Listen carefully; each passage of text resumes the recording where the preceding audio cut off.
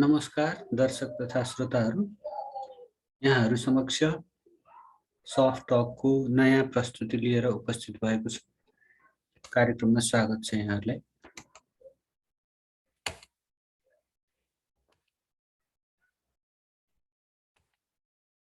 एउटा screen share गर्न चाहन्छु। मेरो प्रस्तुतिको शीर्षक छ कुलमान्जी पारी जानुभयो, अब के गर्ने। कुलमान्जी फेरि जानुभयो तिहारको छेक पारेर। टोलमै रहेको बट्टाई फार्मको जेनेरेटर दहाड्न थालेपछि मैले यस्तै सोचे, आज त केही लेख्छु, आज त केही प्रस्तुति दिन्छु। आयातित बम धमाका छाप संस्कृतिका पटके प्रहारहरूले मनको शान्ति जति नै भङ्ग गरे पनि यस्तै सोचेर पलेटी कसेको थिएँ मैले। एकैछिनमा कोकिल कण्ठी तारादेवीले गाएको, नाति काजीको सङ्गीतले सजिएको, दिनेश अधिकारीको मुटु छिया छिया पार्ने गीत, सोचे जस्तो हुन्न जीवन, चरितार्थ भए जस्तो लाग्यो मलाई। त्यसै त प्रछन्न भएर घाम नलागेको बेला थियो। यस्तो बेलामा मुड बिग्रन अरु के नै चाहिन्थ्यो र।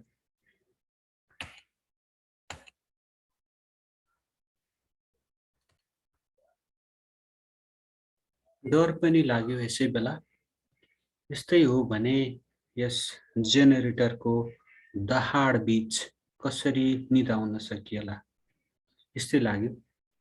पाठकवृन्द, यहाँहरूले, दर्शकवृन्द, यहाँहरूले पक्कै पनि अनुमान लगाइसक्नुभयो होला म कुन चाहिँ विषय उठान गर्दैछु भनेर। मलाई अझै पनि सम्झना छ, केही वर्ष अघि घण्टौंको व्यग्र प्रतीक्षापछि जब टोलमा चिमहरू, फ्लुरोसेन्ट ट्युबहरू, बल्बहरू बस्थे, जब फ्रिज, कम्प्युटर, टिभी चल्न थाल्थे, तब टोलका बालबालिकाहरू एकै स्वरमा चिच्याउँथे, बत्ती आयो भन्दै चिच्याउँथे। सन् 2015 को गोर्खा महाभूकम्पका कारण भएको मानवीय क्षति, भौतिक संरचनाको क्षतिपछि ढुङ्गे युगतर्फ अग्रसर भए जस्तो लाग्ने कालखण्ड थियो त्यो।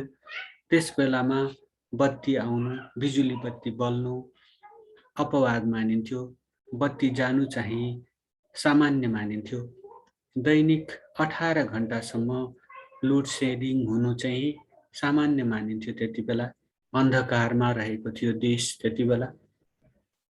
जलस्रोतमा धनी 84,000 मेगावाट जलविद्युत उत्पादन क्षमता भएको भनिएको देशमा कहिलेकाहीँ बिजुली बल्दा उत्सव मनाउनु पर्ने इन्भर्टर माफियाहरूका लागि गजबको स्वर्ण युग थियो त्यो। सन् 1990 को दशकमा स्वदेशभित्रै खपत गर्नको लागि निर्माण गर्न खोजिएको अरुण तेस्रो जलविद्युत आयोजना कसरी तुहाइयो र अन्ततः प्यारो छिमेकीको पोल्टामा कसरी पारियो, त्यसको अध्ययन गर्ने हो भने नेपालमा सक्रिय जल माफियाको झलक पाउन सकिन्छ। त्यसको पूर्ण चित्रसँग परिचित हुन नेपालका राजनीतिक परिवर्तनहरू, त्यसभित्रको अन्तर्राष्ट्रिय राजनीति र प्रत्येक परिवर्तनपछि गोदान गरिएका मुख्य नदी प्रणालीहरूबारे पूर्वाग्रहरहित तथा गम्भीर अध्ययन आवश्यक हुन्छ।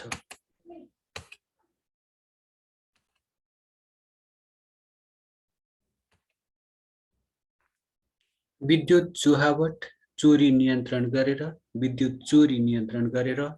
भारतका कोइला सञ्चालित विद्युत गृहहरूमा उत्पादित बिजुली आयात गरेर होस् वा अन्य दृश्य अदृश्य उपायहरू गरेर होस्, त्यो अन्धकार युग, त्यो 18 घण्टासम्म बिजुली बत्ती नआउने युग विद्युतको अन्त्य गर्ने श्रेय मूलतः नेपाल विद्युत प्राधिकरणका प्रबन्ध निर्देशक कुलमान घिसिङलाई जान्छ नै।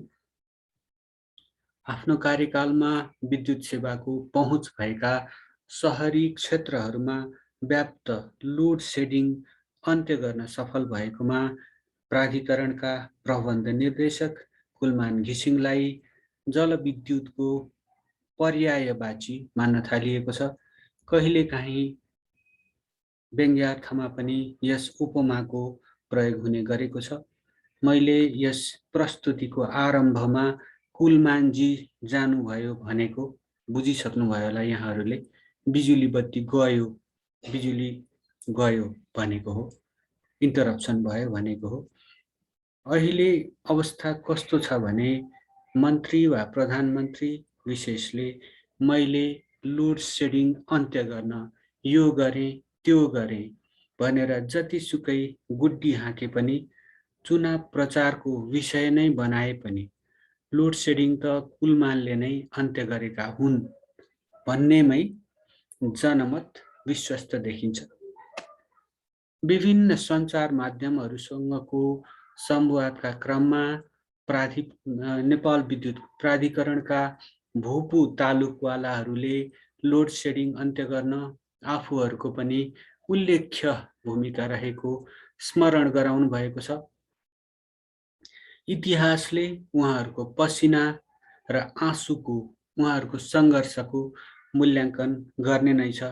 विश्वस्त रहौं, लोड सेडिङ अन्त्य गर्नमा कुन कर्मचारीको, कुन सचिवको, कुन मन्त्री, कुन प्रधानमन्त्रीको योगदान के कति रह्यो, यस प्रस्तुतिको विषयवस्तु नभएकोले यस सम्बन्धमा अहिलेलाई यति नै चर्चा गरौँ। यो प्रस्तुति दिँदै गर्दा, यी पंक्तिहरू मैले लेख्दै गर्दा विभिन्न सञ्चार माध्यमहरूमा प्रकाशित प्रसारित एउटा सान्दर्भिक समाचार चर्चामा छ।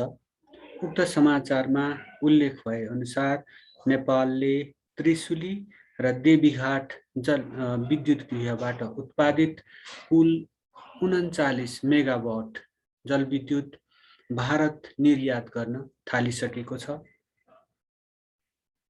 ऊर्जा, जलस्रोत तथा सिंचाई मन्त्री पम्फा भुसालका अनुसार नेपाल भारतीय ऊर्जा एक्सचेन्ज बजारबाट विद्युत बिक्री र खरिदका लागि प्रवेश गर्ने दक्षिण एसियाकै पहिलो राष्ट्र बनेको छ। यस सम्बन्धमा समाचारहरू प्रकाशित भएका छन्, जुन म शेयर गर्ने यहाँहरूसँग शेयर गर्दैछु।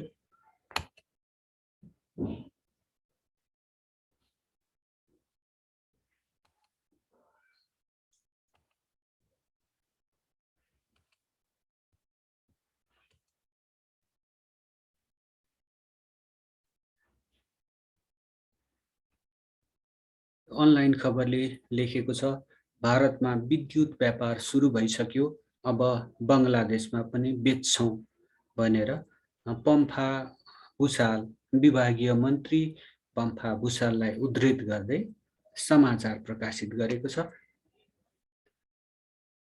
अब अघि बढौं।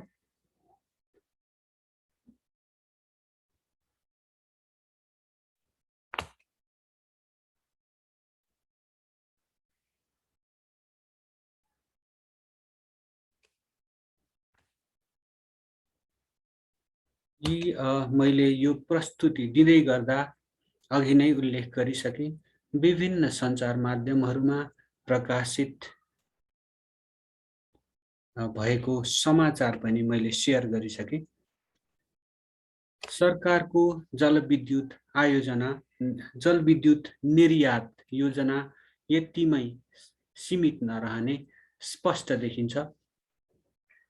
मन्त्री पम्फा भुसाललाई उद्धृत गर्दै सञ्चार माध्यमहरूले नेपाल सरकार माथिल्लो तामाकोशी 456 मेगावाट, मर्स्याङ्ती 69 मेगावाट र माथिल्लो भोटेकोशी 45 मेगावाट बाट उत्पादित जलविद्युत निर्यात गर्न आतुर रहेको देखिन्छ। म थप समाचारहरू सेयर गर्छु यहाँसँग यस सम्बन्धमा। यो सरकारको निर्यातमुखी नीति सम्बन्धमा के लेखेका छन् त हाम्रा मुख्य मुख्य समाचार पत्रहरूले।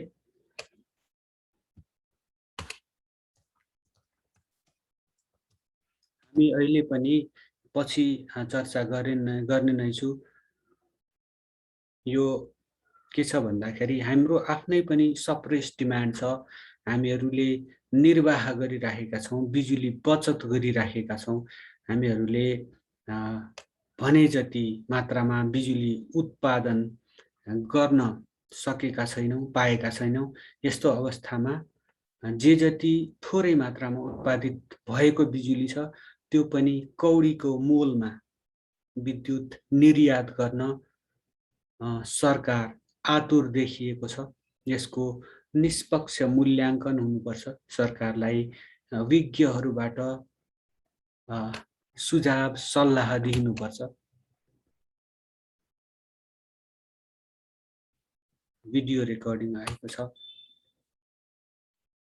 उहाँले ऊर्जा मन्त्रीले भन्नुभएको छ, कान्तिपुरमा उल्लेख छ, व्यापार घाटालाई सन्तुलनमा ल्याउने माध्यम जलविद्युत हो भन्नुभएको छ।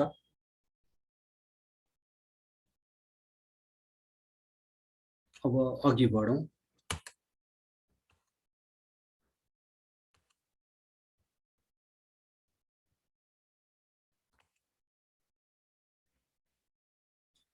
अहिले अन्तर्राष्ट्रिय परिस्थिति, ऊर्जा व्यापारको अन्तर्राष्ट्रिय परिप्रेक्ष्यमा पनि थोरै चर्चा गरौँ। अन्तर्राष्ट्रिय परिस्थिति अहिले कस्तो छ भने कोरोना भाइरस महामारीपछि विश्व अर्थतन्त्र तङ्ग्रिन लाग्दैछ। रिकभरी पाथ भन्छ नि, रिकभरी पाथमा छ विश्व अर्थतन्त्र। उद्योग कल कारखानाहरू सञ्चालनमा आउन थालेका छन्। यसको सिधा अर्थ हुन्छ कोइलाको खपतमा वृद्धि, पेट्रोलियम पदार्थहरूको खपतमा वृद्धि। 21औं शताब्दीको जति गफ हाँके पनि ग्रीन हाउस ग्यास उत्सर्जन, क्लोरोफ्लोरोकार्बन भन्छ नि, यो ग्लोबल वार्मिङको मेन कज, मुख्य कारक मानिन्छ। CFC क्लोरोफ्लोरोकार्बन ग्यासेस चाहिँ, जसलाई ग्रीन हाउस ग्यास पनि भनिन्छ, यसप्रति यस उत्सर्जन, यो ग्रीन हाउस ग्यास उत्सर्जन, ग्रीन हाउस एमिसन प्रति जति नै चिन्ता व्यक्त गरे पनि यी सबै बुद्धिविलासका विषय मात्रै भएका छन्। खास गरी वैश्विक आर्थिक शक्ति राष्ट्रहरू, संयुक्त राज्य अमेरिका जस्ता, बेलायत जस्ता देशहरू, साथै हाम्रा छिमेकी चीन र भारत जस्ता देशहरूका लागि उद्योग कल कारखाना सञ्चालनका लागि कोइलाको विकल्प साह्रै फोहोरी इन्धन मानिन्छ कोइला। त्यसै गरी डिजल पनि साह्रै फोहोरी पोल्युटिङ सोर्स अफ एनर्जी मानिन्छ। यो प्रदूषणको मुख्य कारकको रूपमा लिइन्छ डिजललाई र कोइलालाई, तर यसको विकल्प देखिएको छैन। यसै गरी परिवहनका लागि पेट्रोलियम पदार्थहरूको विकल्प देखिएको छैन। डिजल, पेट्रोल, प्याराफिनको विकल्प देखिएको छैन। मैले चाहिँ भनिहालेँ, कोइला र डिजल प्रदूषणका मुख्य कारक मानिन्छन्, तर ती बिनाका उद्योग कल कारखाना र परिवहनको कल्पना गर्नु अहिले पनि अलि हतारो नै हुन्छ। अहिले यो वैश्विक अर्थतन्त्र उँभो लाग्न खोज्दा, रिकभरी पाथमा जाँदाखेरि पेट्रोलियम र कोइलाको माग अक्कासिँदै गएको छ। हामीले पनि अनुभव गरेको हुनुपर्छ। छिटो छिटो पेट्रोलको मूल्य वृद्धि भइराखेको छ, डिजलको मूल्य पनि वृद्धि भइराखेको छ। यहाँनिर एउटा statista.com, www.statista.com भन्ने एउटा वेबसाइट छ। यस वेबसाइटका अनुसार विश्वका सबैभन्दा धेरै जनसङ्ख्या भएका राष्ट्र चीन र भारत चाहिँ यो कोइलाको खपतमा असाध्यै अघि छन्, सबैभन्दा माथि छन्। चीनले सन् 2020 मा 82.27 एक्साजुल खपत गर्यो कोइला। त्यसैगरी भारतले 17.54 एक्साजुल खपत गरेको छ, कोइला बालेको छ।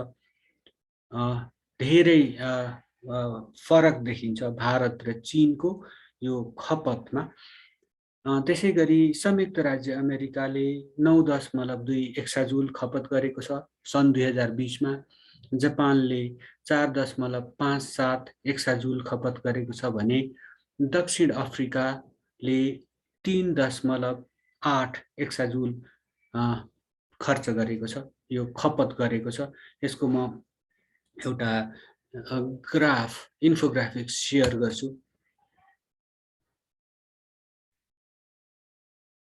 यो छ प्याटर्न।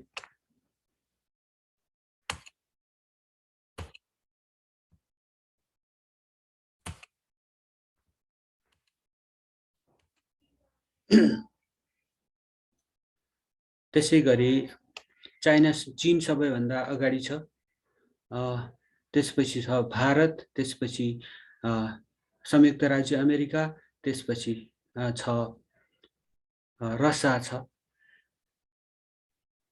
त्यसपछि जर्मनी छ, त्यसपछि जापान छ, त्यसपछि साउथ कोरिया छ, दक्षिण कोरिया छ, त्यसपछि दक्षिण अफ्रिका छ, पोल्यान्ड, टर्की, इन्डोनेसिया, अस्ट्रेलिया र कजाकस्तान छन्। यस्तो अवस्था छ। यो असाध्यै फोहोर इन्धनको स्रोत मानिए पनि कोइलाको खपत चाहिँ अलिकति बढेकै देखिन्छ, समग्रमा घटेको छैन।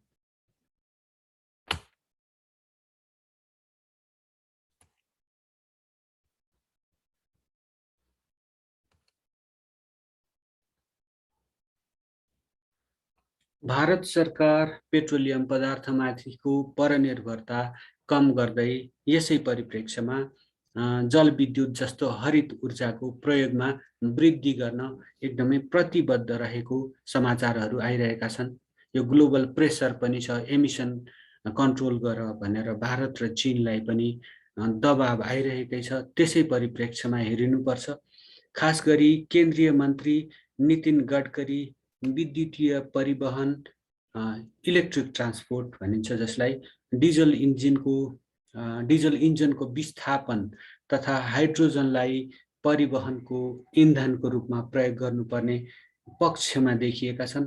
एउटा यो प्रेस ट्रस्ट अफ इन्डियाको अक्टोबर 26, 2021 मा प्रकाशित एउटा समाचार संक्षिप्तमा उद्धृत गर्छु। पेट्रोल र डिजल आयात गरेर हामीले आतंकवादमा लगानी गर्ने राष्ट्रहरूलाई धनी बनाइरहेका छौं भनेर केन्द्रीय मन्त्री नितिन गडकरीले भनेका छन्। निकट भविष्यमा भारतको आर्थिक वृद्धिले गति लिने सम्भावना भएको हुँदा थप ऊर्जाको आवश्यकता रहेको गडकरीले उल्लेख गरेका छन्। पहिला हामीसँग ऊर्जा अधिक थियो, अधिक उत्पादन गरिरहेका थियौं हामीहरूले। अहिले चाहिँ ऊर्जाको उत्पादन कम भएको छ, डिमान्ड बढी छ, सप्लाई कम भएको छ, हाम्रो उत्पादनले थेगेको छैन भनेर उनले उक्त समाचारमा भनेका छन्। यसैगरी गडकरी अघि भन्छन्, डिसेम्बर, जनवरी, फेब्रुअरी, मार्च, अप्रिल र मे महिनामा ऊर्जा सङ्कटको सम्भावना छ भारतमा भनेर भन्छन्। अब यस परिप्रेक्ष्यमा विगतमा नेपालमा जलविद्युत जुन उत्पादन भएको थियो, त्यस जलविद्युतको खरिदमा भारत अनिच्छुक रहेको त्यस्तो देखिन्थ्यो। भारतले हरित ऊर्जा नेपालबाट खरिद गर्न नचाहेको दृष्टान्त हाम्रा सामु छर्लङ्ग छ। आफ्ना कम्पनी जलविद्युत उत्पादनमा संलग्न भएको अवस्थामा मात्र नेपालमा उत्पादित बिजुली खरिद गर्ने, द्विपक्षीय ऊर्जा व्यापारमा सहभागी हुने झिनो आशा थियो। त्यस्तो आफ्नो नेपालको जलविद्युत उत्पादनमा आफ्नो कम्पनी संलग्न भएमा मात्रै भारतले त्यो जलविद्युत लिन, खरिद गर्न उत्सुकता देखाउने अवस्था थियो। अहिले चाहिँ भारत अलि लचिलो भएको हो, तर त्यो पनि आफ्नो स्वार्थ रक्षाकै लागि नै यस्तो भएको हो।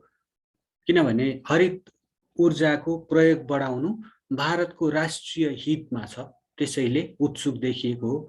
त्यसै पनि हामीले के बिर्सिनु हुँदैन भने नेपालका मुख्य जलविद्युत आयोजना कि त भारतीय कम्पनीले ओगटेर राखेको छ, जस्तै माथिल्लो कर्णाली जिएमआरले ओगटेर राखेको वर्षौं भइसक्यो, कि त भारतकै लगानीमा भारतमै ऊर्जा निर्यात गर्ने उद्देश्यका साथ निर्माण भइरहेको अवस्था छ, जस्तै अरुण तेस्रो जलविद्युत आयोजना। यस्तो अवस्था छ। स्वदेशी विदेशी वा संयुक्त लगानीमा निर्मित वा निर्माणाधीन जलविद्युत आयोजनाहरूको लागत धेरै छ नेपालमा। कुनै आयोजना समयमै तोकिएको लागतमै तोकिएको समयमै सम्पन्न भयो भने के गडबडी भयो भन्नुपर्ने अवस्था छ। यस्तो अवस्थामा कति वर्षसम्म कति युनिट ऊर्जा, हरित ऊर्जा, त्यो पनि ग्रीन एनर्जी बेचेर हामी आफ्नो लागत उठाउन सकौँला? यति हिसाब क्याल्कुलेटरले गर्न सक्ला कि सुपर कम्प्युटर नै चाहिएला हामीलाई?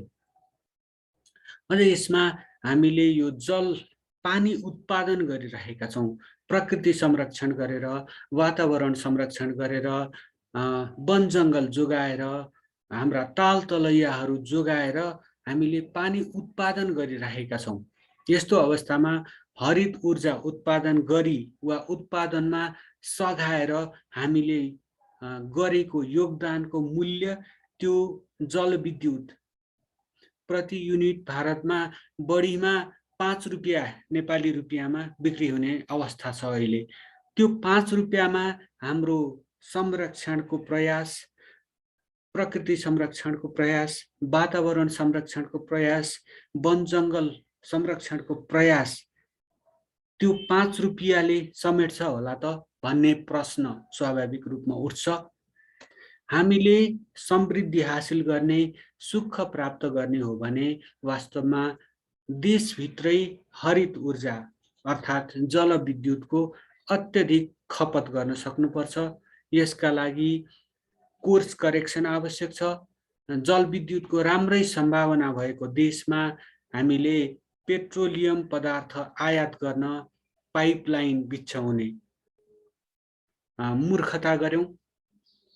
भारतसँग नेपालको अमलेखगञ्ज जोड्ने पाइपलाइन बिछ्याउने जुन मूर्खता गर्यौं, यो गलपासो हुनेछ हामीलाई भन्ने सोच नै आएन।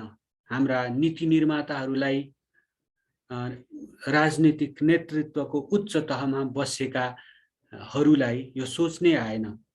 यो ब्रह्मले देखेको लेख्ने बोल्नेहरू के लेख्छन्, के बोल्छन्, यस सम्बन्धमा ध्यानै गएन उहाँहरूको, फुर्सदै भएन होला उहाँहरूलाई। यो कि फुर्सद भएन कि उहाँहरूलाई यो सबै पागल प्रलाप जस्तो लाग्यो कि अझ घुँडा धसेर बसेका, घुँडा धसेर पढेका, लोकसेवा उत्तीर्ण गरेका अब्बल कर्मचारी, यसै गरी दशकौं कारागारमा बिताएर माझिएको राजनीतिक नेतृत्वले शासन गरेको यो देश कठैबरी अब गुनासो गरियो, गथासो सुनाए मैले, अब गर्ने के त प्रश्न उठ्छ। हाम्रो आवश्यकता अनुसार स्वदेशी लगानीमा जलविद्युत उत्पादन गरौँ। जनताबाट रकम उठाएर 1 रुपियाँ, 5 रुपियाँ, 10 रुपियाँ जति सकिन्छ उठाएर जलविद्युत उत्पादन गरौँ। हाम्रो माग हेरेर, हाम्रो राष्ट्रिय माग कति छ त्यो हेरेर जलविद्युत उत्पादन गरौँ। पहिला हाम्रो अहिले आफ्नै बजार, आफ्नै सहर झिलिमिली पारौँ। पहिला हामी अहिले पनि बिजुली एकदमै फारो गरेर मितव्ययी तरिकाले प्रयोग गरिरहेका छौँ, किनभने उत्पादन नै कम छ। डिजल पेट्रोलबाट चल्ने सवारी साधनहरू विस्थापित गर्दै लैजाउँ। विद्युतीय परिवहन प्रणाली जस्तै trolley bus, electric bus, rail system, electric tram आदिको निर्माण तथा सञ्चालनतर्फ लागौँ। यसैगरी बिजुलीको अनुहार नदेखेका, अन्धकारमा डुबेका, दियालो बालेर बसेका गाउँ बस्तीहरू अझै पनि छन् कि त्यहाँ पहिला बिजुली पुर्याउँ। उत्तर प्रदेश र बिहार पछि झिलिमिली पार्दै गरौँला हाम्रो बिजुलीले। अहिले जताततै बाटो खनेर कमजोर पहाडहरूलाई कुरूप पार्न, त्यहाँ विनाश लीला मचाउन हाम्रा डोजर अध्यक्षहरू, गाविस अध्यक्षहरू हुनुहुन्छ, उहाँहरू व्यस्त हुनुहुन्छ। उहाँहरूका आफ्ना आफ्ना डोजर छन्, ती डोजरहरूलाई काममा लगाइराख्नुपर्छ। त्यही भएर पहाडहरू ध्वस्त पार्दै लैराख्नु भएको छ उहाँहरूले। अब त्यसलाई रोकौँ, यस्तो विनाश लीला रोकौँ अनि बरु केबुल कार मार्गहरू निर्माण गरौँ, रज्जु मार्गहरू निर्माण गरौँ, इलेक्ट्रिक रोपवेज निर्माण गरौँ। यसो गर्दाखेरि पहाडहरूको सौन्दर्य पनि कायम रहनेछ, पर्यटक आगमनमा वृद्धि हुनेछ, विद्युत खपत बढ्नेछ, पहाडका उत्पादनहरूले बजार पाउनेछन्। अनि पानी तान्नु पर्यो भने पनि अब त्यही बिजुली प्रयोग गर्न सकिनेछ। नजिकैको खोला नदीहरूबाट पानी तानेर लिफ्ट सिँचाइ प्रणाली नै पनि सञ्चालन गर्न सकिने अवस्था हुन्छ। यसो गर्दाखेरि पानीको खोजीमा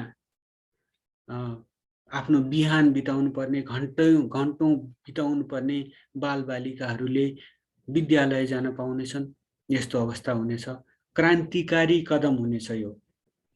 देशको मुहार साँच्चै फेर्नेछ हामीले आफ्नो यो जलविद्युत उत्पादन र खपतमा वृद्धि गर्न सक्यौँ भने। समग्रमा भन्नुपर्दा नेपाल र नेपालीलाई केन्द्रमा राखेर नेपाल र नेपालीको दीर्घकालीन हितलाई, पुस्तौँ पुस्तासम्मको दीर्घकालीन हितलाई मध्यनजर गर्दै जलविद्युत उत्पादन र जल स्रोतको बहुउपयोगी प्रयोगतर्फ लागौँ। सिँचाइमा प्रयोग हुन सक्छ, खानेपानीको लागि आवश्यक हुन सक्छ, मत्स्य पालनको लागि आवश्यक हुन सक्छ, जल विहारको लागि आवश्यक हुन्छ जल स्रोत। अनि यसै गरी वाटर ट्रान्सपोर्ट भन्छ नि, जल परिवहन, नेभिगेसन धेरै उपयोग हुन सक्छ। फेरि अर्को ध्यान दिनुपर्ने कुरा के पनि छ भन्दाखेरि जसलाई फ्रेस वाटर सोर्सेज भनिन्छ नि, पिउन योग्य पानीका स्रोतहरू संसारभरि असाध्यै सीमित छन्। समुद्रले घेरिएको छ संसार। त्यो त्यहाँ भएको नुन हटाएर खानेपानी बनाउनु एकदमै त्यो असम्भव, प्राय एकदमै खर्चिलो प्रक्रिया हुन्छ। डिस्यालिनेसन असाध्यै महँगो, असाध्यै खर्चिलो, असम्भव प्राय प्रक्रिया हुन्छ। त्यही भएर यो जलस्रोत जुन हाम्रो हिमालहरूलाई जलस्तम्भ भनिन्छ नि, वाटर टावर्स भनिन्छ, तिनीहरूको दोहन गरौँ, तर वातावरणलाई पनि ख्याल गरेर, वातावरणीय स्वास्थ्य पनि ख्याल गरेर तिनीहरूको उपयोग गरौँ। पहिला आफ्ना नागरिकहरूलाई खानेपानीको सुविधा पुर्याउँ, आफ्ना नागरिकहरूलाई सिँचाइको सुविधा पुर्याउँ, जलविद्युतको सुविधा पुर्याउँ, औद्योगिकीकरण गरौँ, हाम्रो यो तेलबाट चल्ने यातायात प्रणालीको विद्युतीकरण गरौँ। अनि बचेछ भने बचेको ऊर्जा चाहिँ, बचेको जल चाहिँ विदेशमा त्यो पनि राम्रो मूल्य पर्ने गरेर छिमेकमा त्यसको कारोबार गरौँ। यसो भयो भने चाहिँ हामी साँच्चै नै समृद्धिको बाटोमा जानेछौँ।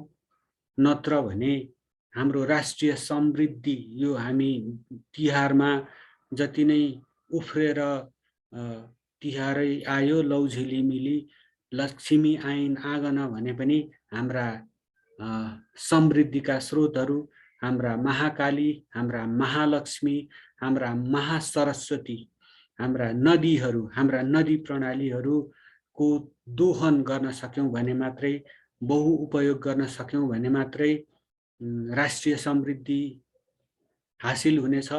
नत्र कौडीको भावमा यो जलविद्युत बेचेर यो नदी प्रणालीहरू छिमेकीलाई सुम्पेर हामी कहिल्यै पनि समृद्ध हुन सक्ने छैनौँ। यति भन्दै मेरो आजको प्रस्तुति यही टुङ्ग्याउँछु। कार्यक्रम हेरिदिनु भएकोमा धेरै धेरै धन्यवाद।